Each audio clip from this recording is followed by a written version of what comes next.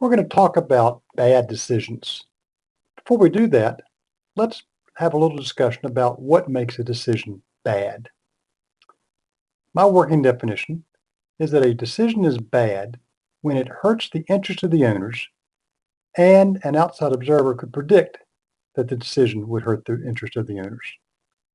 There's basically two ways to make a prediction about whether the decision will help or hurt owners. One is from history, and the other is from the information possessed by all employees in the firm. If a decision has been made several times, and each time the decision has hurt the owners, we can fairly well predict that the next decision will also hurt the owners.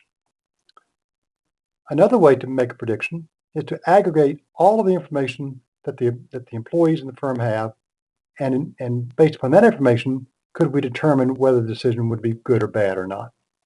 If all the information leads to a prediction that the decision would not be in the interest of the owners, then the decision is a bad one. The decision gives a good example of two bad decisions. It was the overbidding case of the OVI gas tract. A short history. A young geologist prepared a bid recommendation for an oil tract in the Gulf of Mexico. With knowledge of the productivity of the neighboring tracts, the geologist recommended a bid of $5 million. Senior management, however, bid $20 million, far above the next highest bid of $750,000.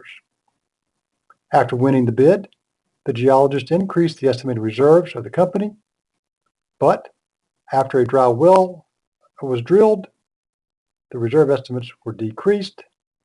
Senior management stepped in and ordered an increase in the reserve estimate. Here's a couple of bad decisions in that story. First, people knew that $20 million was too high to bid for the tract. Presumably, the geologists had weighed carefully the advantages of a higher bid, which are you could get a higher probability of winning the bid, and the disadvantages of a higher bid, which are if you win the bid, you pay a higher price and the winning bid is less profitable. So presumably the geologist had done a good job and come up with $5 million, and 20 was way above his good work. The second bad decision, is the overstatement of the estimated reserves. This overstatement reduced the ability of owners to direct the firm to desirable outcomes. Now, many decisions involve risk. Remember, hindsight is perfect when evaluating risk. Risky decision is bad. A decision that the owners of a firm regret now may have been a good bet at the time someone made the decision. A risky decision is bad when people within the firm had information that the expected value of the decision was too low to compensate owners for the risk that they would bear.